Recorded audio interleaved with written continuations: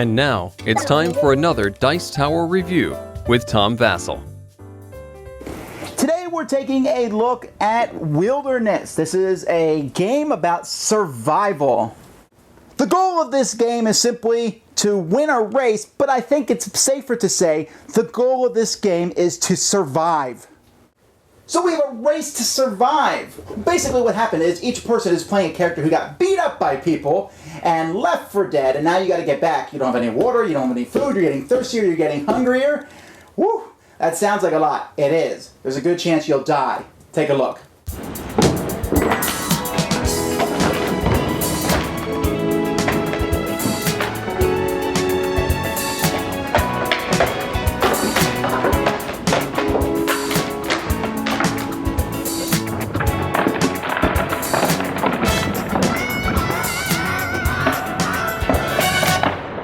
The board is a long board. What's happened is you've been beat up, and your character is now starting on the farthest spot away from civilization, which is all the way over here. You'll put a little town here. This is where you need to get over here at civilization. Now, when you're going to be going to civilization, there's different ways in how this occurs. Basically, each turn of the game, you're going to turn over a weather card.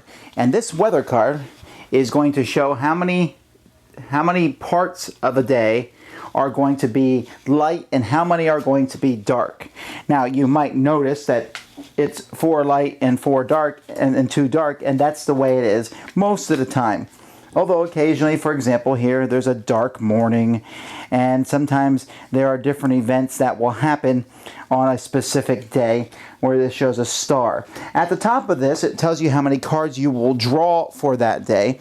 You're going to start with several cards, but you're also going to draw some depending on each day. And then everyone is going to take their turns and actions, and you're going to go back and forth until the day is over, and then you will start a new day. So you don't have a lot of cards to play, but you do have a certain amount of actions. Now, what you're going to be doing, there's a difference between day and night, because during the day you can move freely. At night you will have to roll a die and hope that you find your way, otherwise you end up lost. Also at night you can't hunt. During the day you'll have a harder time going through the desert, but for the most part the daytime is easier to travel. Now, everything is going to focus around this that you'll have here for your character. You have a thirst track, hunger track, exhaustion track. After everybody has moved, and before you start the next 4-hour shift, you are going to move your thirst up 1 and your hunger up 1. And then you're going to move your exhaustion up 1 plus any numbers on your thirst and hunger chart. So in your first turn, you'll move your exhaustion up 1. But on your second turn, your thirst hits the 1 here, so you will move your exhaustion up 2. And you can see that if your thirst is all the way down here at 4 and your hunger is down here at 2, you'll be moving this 1, 2, 3, 4, 5, 6, 7.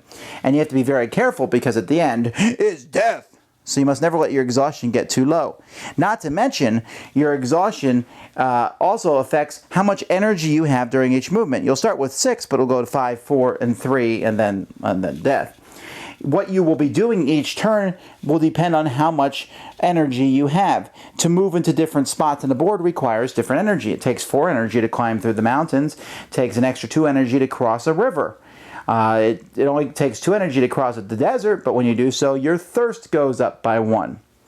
And so what players are going to be doing as the game progresses, they will be moving, they will be stopping to drink at ponds to refill and make their thirst go down to 0, and they'll also be discovering new areas, as these will be turned over as the game progresses, revealing new terrain.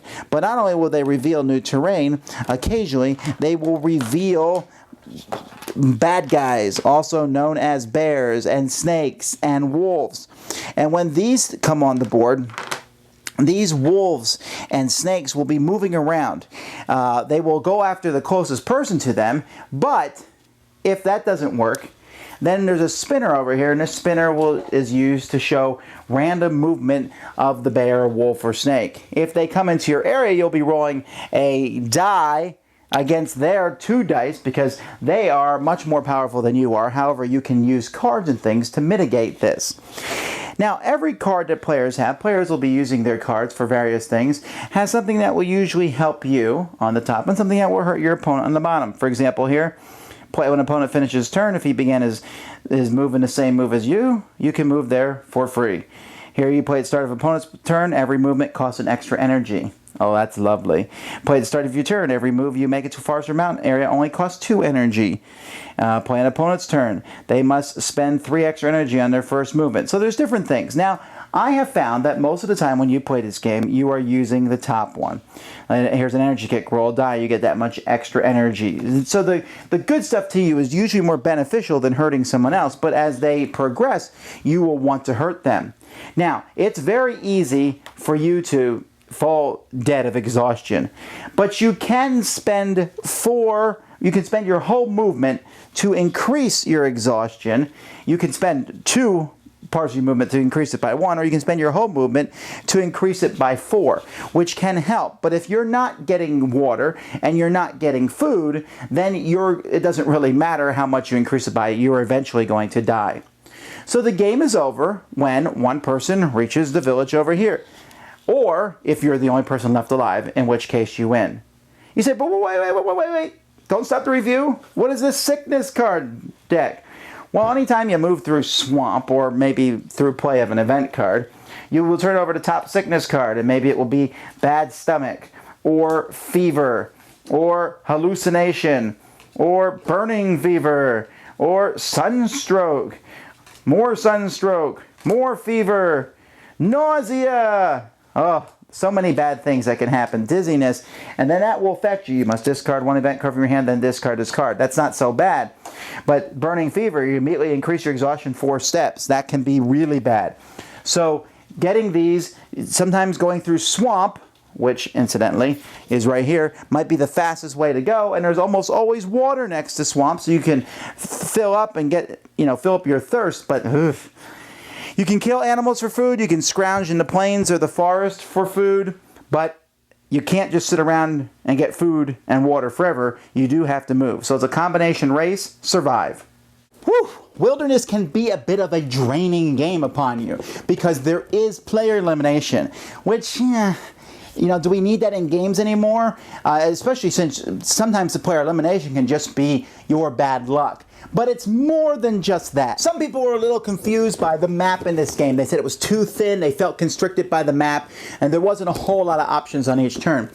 I can see that, although I think you need to have focus, because if you're just kind of randomly going around looking for some nebulous town, that could be problematic. To me, the bigger thing is about the cards. Some cards were way more powerful than other cards were, and the cards also had a very negative aspect to them. Each card can be played positively on you and negatively on someone else. So this game does have the possibility of everybody ganging up on someone and taking that person out of the game. Production's a little low. Doesn't need to be in a box this size. The little markers you move is the cards themselves. I mean, the pictures on them. The one shows a guy with a spear, but he doesn't have a spear over the course of the game.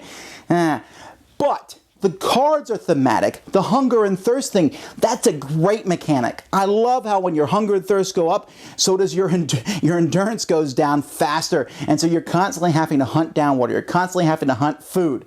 Speaking of hunting, those animals are a pain in the neck. Now, if you ask me, did I enjoy this game? That's a tough one to say because, I'm not really sure on the player elimination, and those animals are a pain in the neck, as I just said, because they roll the die and move around. I did like that, though. Even though the animals were a pain in the neck, you never knew what direction, and this game actually uses a spinner for the right reason. Spinners are something we kind of scoff at these days, but this game has a spinner, and it's there for a reason. Fantastic.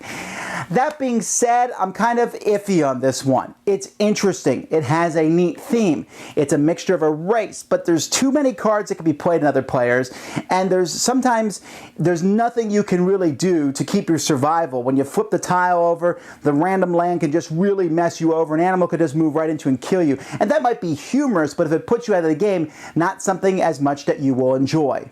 So my final opinion on this game is that it has some neat ideas, but it could have gone so much more, I think. And I think there's some cool aspects to it, but it just needs to be developed a little bit more. That being said, there are some people who are going to like the theme, and the theme comes through very strong. With better components and maybe a bit streamlined, maybe some rules on when you can play different cards, a little bit more balancing of the card aspects. I think this could be a really fun game. As it is, it's entertaining. It's just, like I said, feels a little unfinished. Thanks so much for watching the Dice Tower videos. Find more great videos and reviews, as well as our top-rated audio podcast at Dicetower.com. You can also find the latest board game news at Dicetowernews.com. I'm Eric Summerer, and you've been watching The Dice Tower. The Dice Tower is sponsored by Fun Again Games, the world's best game source. Fun Again Games has over 5,000 games available. Check them out at funagain.com.